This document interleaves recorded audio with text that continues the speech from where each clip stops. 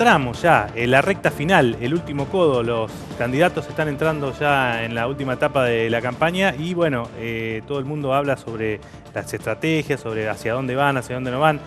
El debate del domingo. ¿Quién está preparando a Scioli en el debate del domingo? ¿La jefatura de gabinete estará trabajando ahí? ¿Cómo harán? ¿Cómo se prepara un candidato para un debate que todos consideran puede llegar a dar vuelta hacia un lado o hacia el otro la báscula de esta elección tan pareja? Claro, definitivamente, Fabián. Y además, cómo se lleva y cómo se encara, cómo se lleva adelante, iba a decir, y cómo se encara la campaña para lo que es la batalla final el próximo 22 de noviembre, que tiene al gobernador de la provincia de Buenos Aires en esta paradoja que es casi como una consecuencia lógica del proceso electoral del último 25 de octubre, que muestra a un Daniel Scioli que salió ganador, sí, pero que en un mano a mano frente a un único opositor, que da la sensación, unifica por lo menos a un sector importante de la oposición, no aparece, por lo menos en la previa, como sí antes, como el favorito. Corre de atrás el gobernador de la provincia de Buenos Aires. Vamos a preguntarle a la gente que trabaja con él todas estas cosas que vos anunciabas recién, cómo trabaja la campaña. Alguien que además es un colega nuestro, de manera que podemos hablar de igual a igual, más allá de que esté trabajando ahora con Daniel Scioli en el equipo del gobernador. Marcelo López, director de responsabilidad empresaria de la Jefatura de Gabinete. Empresaria de Jefatura de Gabinete. Es bueno gracias, Marcelo, buenas noches. Gracias, Albino, y gracias, Fabián, por la invitación. Es bueno ese trabajo, ahora vamos a hablar de campaña, pero no me quería ir del rótulo director de responsabilidad empresaria social, porque se estuvo trabajando mucho en esta gestión acerca de ese necesario ida y vuelta que a veces tienen que tener las empresas, el sector privado, para devolverle algo a la sociedad, ¿no? Digo, de eso se trata el trabajo de ustedes sí, en la jefatura. Si querés, hablamos un poco sobre la campaña, el proceso electoral y después desarrollamos un poquitito sobre la responsabilidad social empresaria. Conducimos. No, para conducir. Tienen mucha experiencia en el tema. No voy a decir que son viejos periodistas porque si no queda un poquito feo el tema, porque si no me involucraría a mí también en el tema. Yo lo que les propongo es, ¿por qué no invertimos un poco? Es decir, más allá de cómo están preparados los candidatos, es decir, Mauricio Macri y Daniel Scioli para este debate del próximo domingo y el balotaje del 22 de noviembre, sino cómo se ha preparado nuestra ciudadanía frente a esta instancia del debate y la instancia del balotaje. Sí, pero en realidad es complicada, digamos, porque el escenario, por lo menos de las expectativas, sí.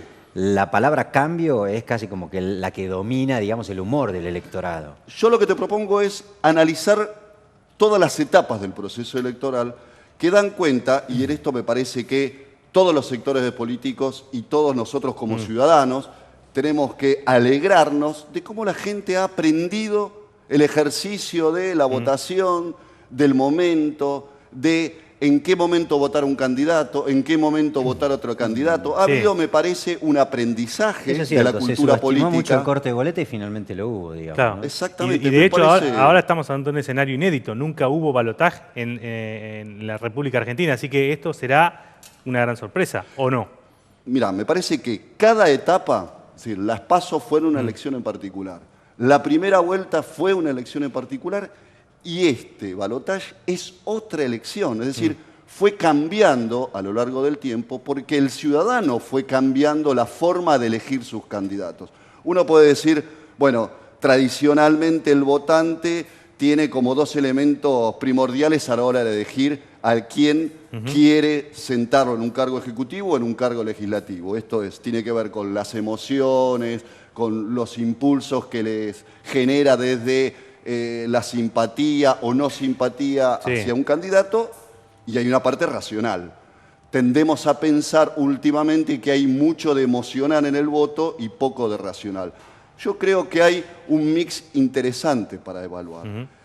¿Cuál es mi opinión? Y esta es a título personal, que en la primera vuelta mucha gente votó enojada. Votó enojada con una forma de gestión, independientemente de cómo se llevó adelante la gestión de la provincia de Buenos Aires. ¿Qué te hace concluir de que se le fue el enojo, digamos? Yo creo que votó, eligió de una determinada manera y ahora tiene posibilidades de elegir de otra manera. Te doy un caso muy concreto y muy simple. Hace muy poquitito, el domingo pasado, tuve la posibilidad de encontrarme con un grupo de estudiantes de la época secundaria. Estas cosas que se generan con los grupos de Facebook que a veces uno se encuentra cada tanto. Y me encontré con un compañero que... Escuchá con atención. En las PASO había votado al FIT. quiero darle la posibilidad a un partido de izquierda para que se presente sus candidatos en la primera vuelta. En la primera vuelta dijo, la verdad no me gustan los candidatos en la provincia de Buenos Aires, quiero un cambio en la provincia, entonces... Exactamente, y votó boleta completa. Y el 22 de noviembre va a votar a Scioli. Ahí, digamos, el voto de Macri fue de prestado, digamos, en ese votante. Y ahora va a votar a Scioli. Vos decís, si uno no analiza ideológicamente, pasaste de un partido trotskista a un neoliberal al peronismo. Digo, ¿dónde está la racionalidad del voto? Y yo creo que hay racionalidad en el voto.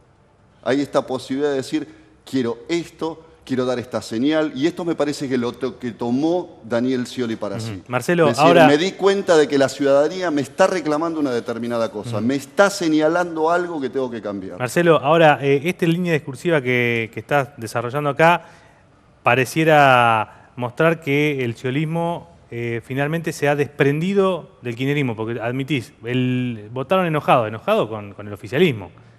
Digamos, no queda otra. Y ahora... Enojado con una cierta forma de diálogo, de construcción, de el enfrentarse al eventual adversario político. La pregunta es, ¿están ya decididos a diferenciarse, por lo menos en lo formal del kirchnerismo? Decir, bueno, esa forma del kirchnerismo no va más, ¿es Daniel el que tiene otra? Daniel Scioli es el candidato al 22 de noviembre. Daniel Scioli es un hombre que a lo largo de todos estos 12 años de gestión, que ha participado activamente en lo que son las políticas de inclusión del gobierno nacional, ha tenido una impronta propia en cuanto a dialogar con los partidos. Porque ustedes son de la provincia de Buenos Aires, saben perfectamente que cada vez que tuvo que articular la posibilidad de aprobación de una ley en la legislatura bonaerense, tuvo que negociar, dialogar, sentarse a hablar con aquellos que no representaban la mayoría de su voto. Es decir, siempre estuvo en franca minoría en la legislatura y sin embargo logró esos acuerdos. Y esto no es ahora, ni cambió Daniel Scioli su forma de presentarse en el escenario político después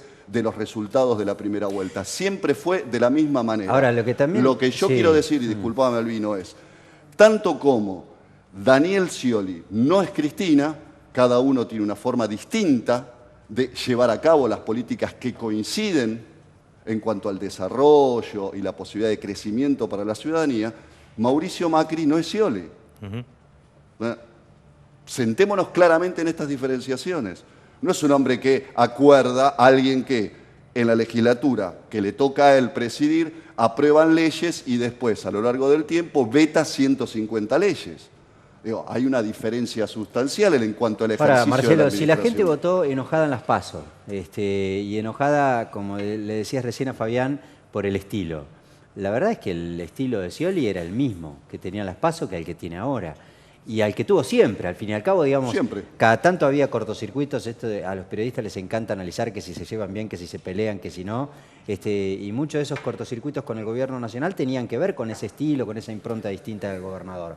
La pregunta es entonces, si la gente votó enojada por el estilo y ya Scioli tenía aquel estilo, ¿por qué ahora va a hacerlo y no lo hizo antes? Creo que hay, decía yo al principio, hay una cuota muy importante desde lo emocional en el voto del ciudadano y una cuota racional. A veces se privilegia lo emocional, a veces no se evalúa las distinciones.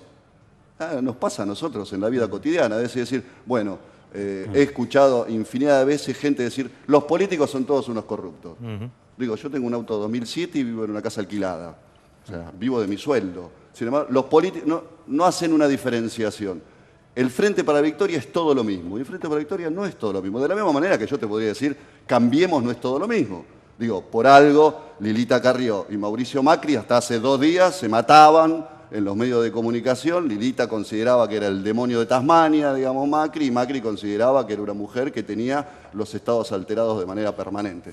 Bueno, estas diferenciaciones que a veces la ciudadanía no las hace, también son productos de, si volvemos al tema de comunicación, esquemas de comunicación que en alguna instancia son exitosas, pero que a la larga decantan y la ciudadanía puede interpretar las diferenciaciones claras en la forma, por ejemplo, de gestionar. Ustedes aventuran el 22 de noviembre un electorado un poco más racional que emocional, digamos. Yo creo que un electorado que interprete acabadamente cómo durante estos últimos años se ha privilegiado el trabajo, la industria nacional, las inversiones racionalmente elaboradas, los beneficios de tener industria nacional, pero también empresas en manos del Estado. Digo, me parece que a la hora de elegir quién te va a gobernar de acá a 4 años, no es lo mismo que, por ejemplo, una elección de medio término. Me parece que uno puede analizar la primera vuelta como una elección de medio término. Tendemos a pensar las elecciones de medio término como aquel que quiero darle una señal de aquellas cosas que no me gustan, aquel que después sí voy a elegir que gobierne. Sí, claramente pasa eso. ¿Qué es lo Pasa eso. que, por dónde tendría que pasar el eje de Daniel Scioli en el debate del próximo domingo? Perdóname, antes de meternos en el debate, tiene que ver Sí. con esto y es casi como una introducción. Sí. Fue un error de Scioli, vos sos un hombre de los medios, ¿Qué cosa? no haber participado en el debate original. Me parece Porque que después Scioli salió a decir, no, bueno, yo lo que le había dicho a Macri que si después se daba la chance de una, yo aceptaba, y no fue lo que dijo.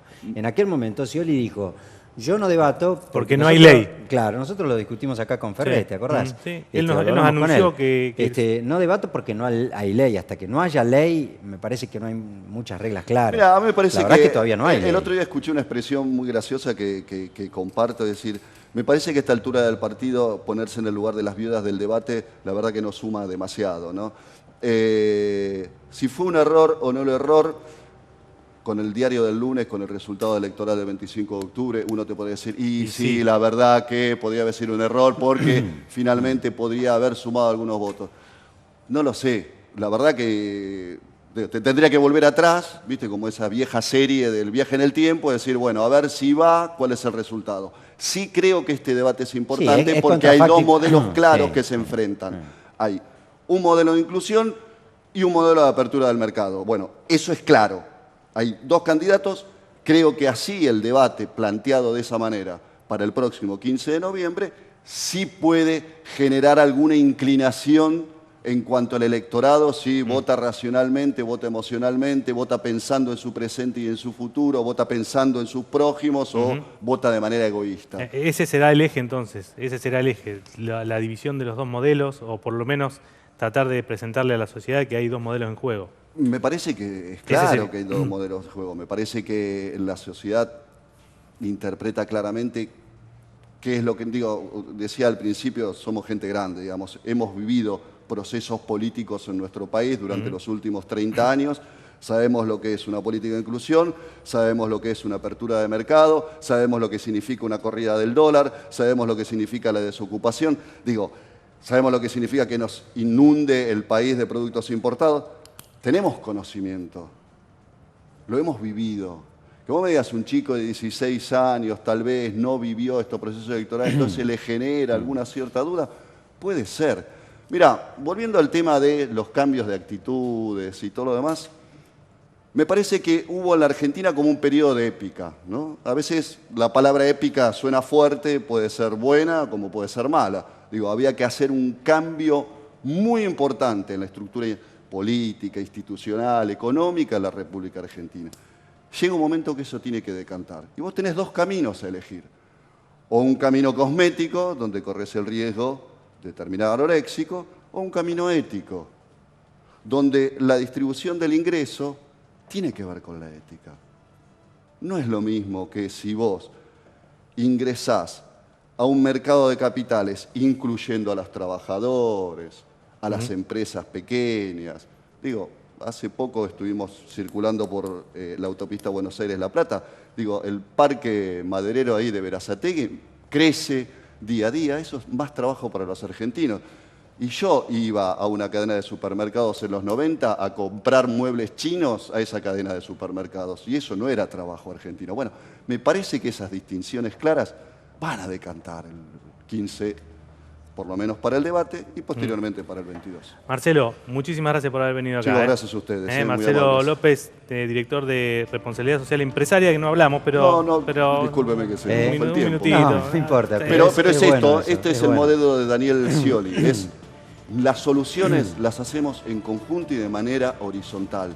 No hay nadie que pueda construir un modelo de país si no es con todos los actores. políticos, empresarios, trabajadores, estudiantes, investigadores. Y esa es la articulación pública-privada y esa es la responsabilidad social empresarial. Ese es el cierre de un político que antes fue periodista. Sí, exactamente. Marcelo López. Ahora lo están tentando a Devesa para que se cruce la vereda. No le voy a decir de quién, por lo menos al aire. Ya volvemos.